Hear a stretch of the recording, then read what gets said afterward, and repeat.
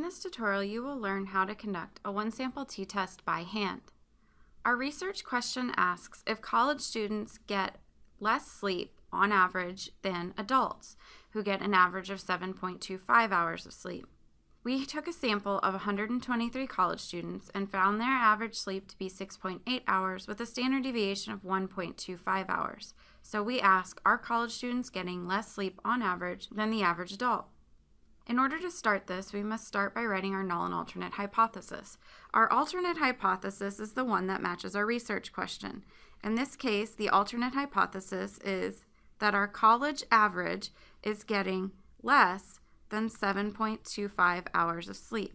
So we want to know, is the population average for college students less than 7.25 hours? Our null hypothesis is that they are getting the same amount of sleep. So mu equals 7.25 hours. Our t-statistic calculation is t equals x bar minus mu over s divided by the square root of n. Filling this in, x bar is our sample mean, here 6.8. Mu is the null hypothesized value, or the value from our null hypothesis, which is 7.25 hours. S is our standard deviation of 1.25 hours. And our n is our sample size, which is 123. Typing this into your calculator, we get that our t-statistic is negative 3.99. Now we have to determine what that value tells us about our population. To determine what our t-statistic tells us about the population, we will use the t-distribution table. This is what my table looks like, but there are many versions of this table. First, we have to determine which type of test we are doing, and this depends on what our alternate hypothesis was. Since our alternate hypothesis was mu is less than 7.25, this means we were doing a left-tailed test.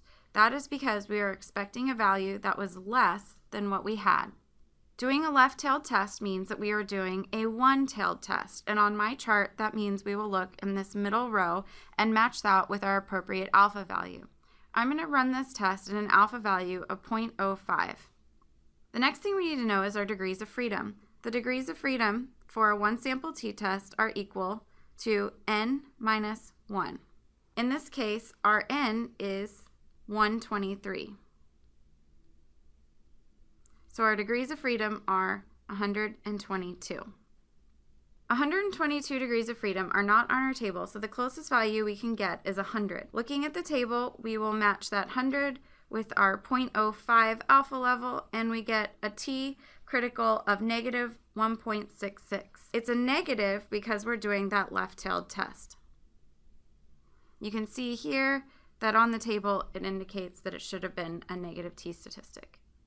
Drawing this out for our test, we see that our critical region falls to the left of negative 1.66. We call this also our rejection region. Our t-statistic of negative 3.99 falls inside of this rejection region. So we conclude that we can reject the null, and therefore we determine that college students do get less sleep than the average adult.